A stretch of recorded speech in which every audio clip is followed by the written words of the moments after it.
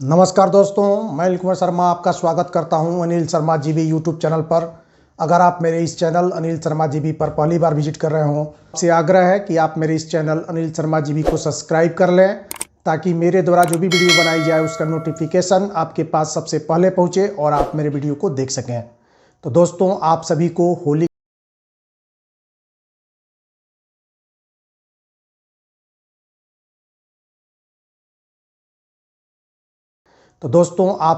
होली की हार्दिक शुभकामना। आज मैं पुनः उपस्थित हूं आप सभी के बीच आप सबों से जुड़ी महत्वपूर्ण जानकारी के साथ। आशा करता हूं कि आप सभी को ये जानकारी पसंद आएगी। तो आइए वीडियो को शुरू करते हैं। तो दोस्तों, आप सभी जानते हैं कि नियोजित शिक्षकों की सक्षमता परीक्षा से संबंधित फैसला जो है पटना हाई कोर्ट ने सुरक्षित कर रखा है। अब इस पे जो है और बिहार के जो भी नियोजित शिक्षक हैं वो आस लगाए बैठे हुए हैं कि पटना हाई कोर्ट से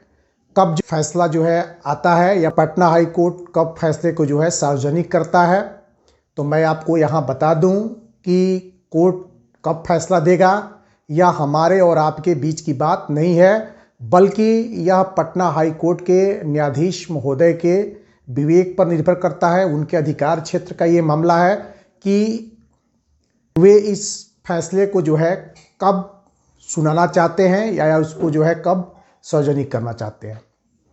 तो अब रही बात कि आखिर पटना हाई कोर्ट का निर्णय कब आएगा,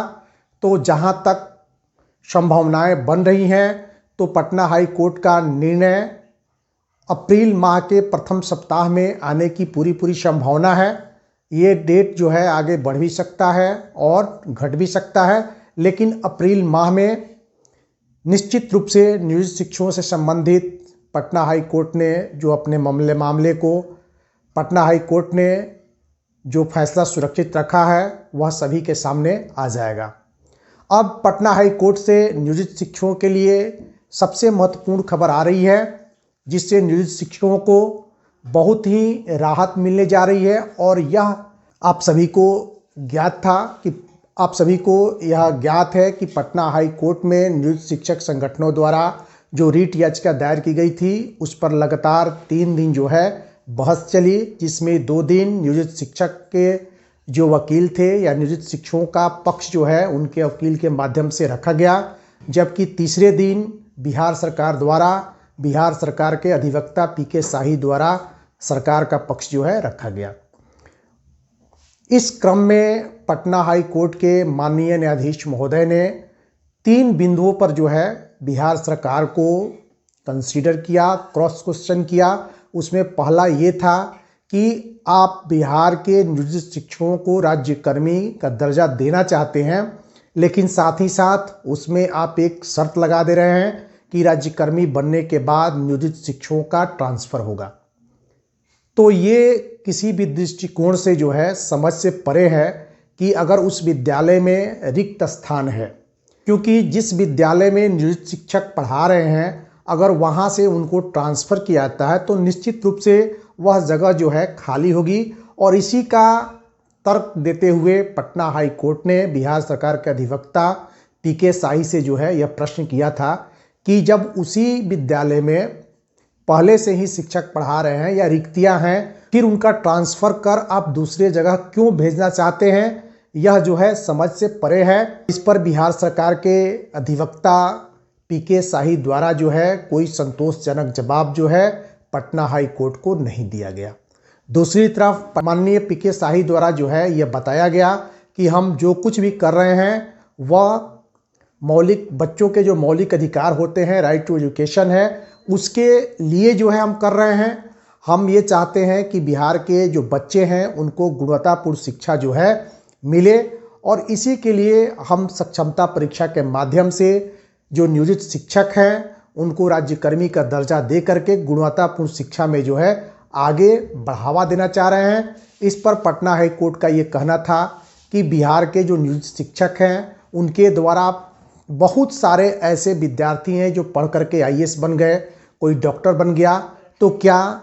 बिहार के नियोजित शिक्षकों में योग्यता नहीं है या फिर ये अभी तक बिहार के बच्चों को गुणवत्तापूर्ण शिक्षा जो है नहीं दे पा रहे हैं। इस पर भी जो है महाधिवक्ता पीके शाही जो है उतना सही से जो है कोर्ट को संतुष्ट नहीं कर पाए। और तीसरा सबसे महत्वपूर्ण प्रश्न जो पटना हाई कोर्ट द्वारा बिहार सरकार से किया गया या बिहार सरकार का ध्यान जो है केंद्रित किया गया कि आप ये बात जो कह रहे हैं कि हम बिहार के नियोजित शिक्षकों को राज्यकर्मी का दर्जा देंगे, तो आप उन्हें राज्यकर्मी का दर्जा तो दे रहे हैं, लेकिन उसमें कहीं भी इस बात का जिक्र नहीं है कि आप अगर राज्यकर्मी का दर्जा नियोजित शिक्षकों को देते हैं तो उनकी प्रोन्नति के बारे में आप क्या मापदंड जो है अपनाएंगे, क्योंकि आपके द्वारा जो विशिष्ट शिक्षक नियमावली लाई गई है उसमें प्रोन्नति का कहीं भी जिक्र नहीं है और नियोजित शिक्षकों के जो मूल वेतन है उसमें मामूली जो है बढ़ोतरी देखने को मिल रही है। यह बात जो है गलत है। इस पर भी सरकार जो है वहीं फंडामेंटल राइट, बच्चों को जो है गुणवत्तापूर्ण शिक्षा देने की बात कह करके जो है बचना चाहिए। तो ये तीन बातें जो हैं पटना हाई कोर्ट ने जो है इसको कंसीडर किया है अपने निर्णय में, और निश्चित रूप से जब भी पटना हाई कोर्ट का जो मामला सुरक्षित है यह आएगा तो इन तीनों बातों पर जो है निश्चित रूप से बिहार सरकार को जो है इंगित करते हुए फैसला जो है आने जा रहा है।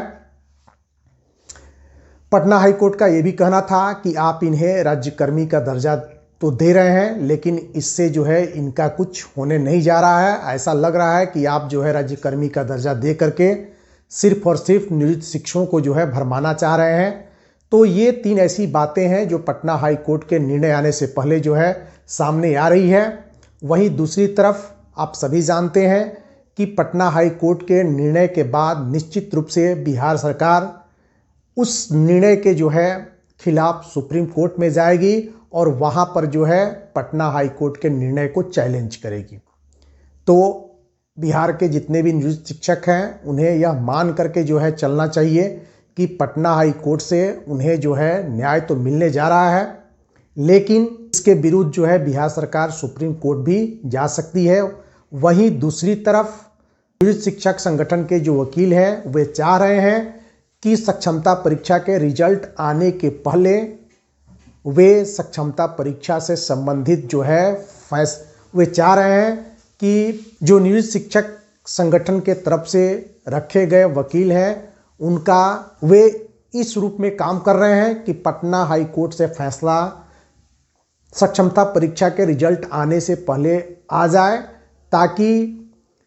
यह परीक्षा जो है निरस्त हो जाए। क्योंकि अगर परीक्षा का रिजल्ट बिहार सरकार द्वारा जब तक नहीं दिया जाता है और पटना हाई कोर्ट के तरफ से यह निर्णय आ जाता है कि इस परीक्षा को निरस्त किया जाता है, तो निश्चित रूप से ये सारा जो है मामला वहीं पर जो है ठप हो जाएगा। लेकिन सक्षमता परीक्षा के रिजल्ट आने के बाद पटना हाई कोर्ट का अगर फैसला आता है तो निश्चित रूप से बिहार सरकार जो है सुप्रीम कोर्ट में जाएगी और वहाँ पर जो है अपना तर्क रखेगी। अब वहाँ थोड़ी बहुत ये संभावना जो है वहाँ भी नियोजित शिक्षकों के पक्ष में बनता दिख रहा है, क्योंकि सुप्रीम कोर्ट ने पटना हाई कोर्ट को यह गाइडलाइंस जो है दिया था कि आप नियोजित शिक्षकों की जो याचिका है उस पर सुनवाई करते हुए कोई निर्णय जो है अवश्य दें। अगर निर्णय के बाद भी बिहार सरकार पटना हाई कोर्ट के निर्णय को न मानते हुए सुप्रीम कोर्ट में जाती है तो चूंकि यह सुप्रीम कोर्ट का ही आदेश था कि पटना हाई कोर्ट जो है कोई निर्णय दे, उसके बाद जाकर के जो है हम नियोजित शिक्षकों की कोई भी बात सुनेंगे। तो बिहार सरकार और नियोजित शिक्षक अगर ऐसा होता है तो दोनों जो है सुप्रीम कोर्ट में जाएंगे और अपने अपने पक्ष को रखेंगे। अब देखना यह है कि पटना हाई कोर्ट बिहार के नियोजित शिक्षकों को तक जो है साथ देती है या फिर जो है सुप्रीम कोर्ट में जाती है। तो ये तीन ऐसे महत्वपूर्ण खबर है जिस पर नियोजित शिक्षकों के पक्ष में जो है माहौल बनता हुआ दिख रहा है और पटना कोर्ट नियोजित शिक्षकों के पक्ष में फैसला जो है देने जा रही है। लेकिन ये सारी बातें तभी सामने आ सकती हैं जब पटना हाई कोर्ट फैसले को जो है सुनाए और उससे नियोजित शिक्षक और सरकार दोनों जो है अवगत हो। तो आशा करता हूं कि ये जानकारी आप सभी को पसंद आई होगी। अगर आपको ये जानकारी पसंद आई है तो निश्चित रूप से आप इस वीडियो पर अधिक से अधिक लाइक करें, कमेंट करें और शेयर करें। तो फिर मिलते हैं किसी दूसरे वीडियो में, तब तक के लिए नमस्कार।